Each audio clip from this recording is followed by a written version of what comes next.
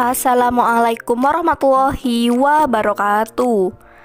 Hanya satu yang aku mau, Mas. Cukup cintai aku dan sayang dengan keluarga aku. Begitulah curhatan si janda cantik dan kaya raya ini. Untuk kalian yang ingin berkenalan, mari kita simak sedikit profilnya.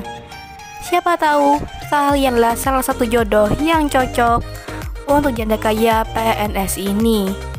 Namun sebelum melanjutkan video ini, alangkah baiknya untuk menekan tombol like dan menekan tombol subscribe.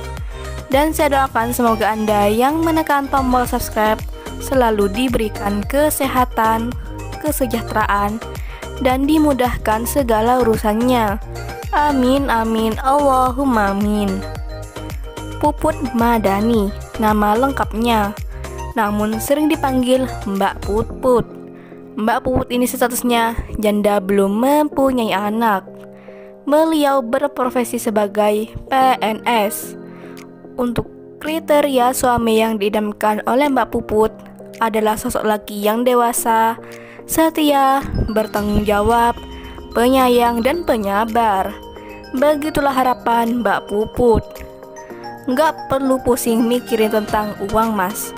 Semua gajiku ambil kamu semua. Begitulah ujar Mbak Puput. Jadi bagaimana untuk kalian yang melihat dan mendengarkan video ini?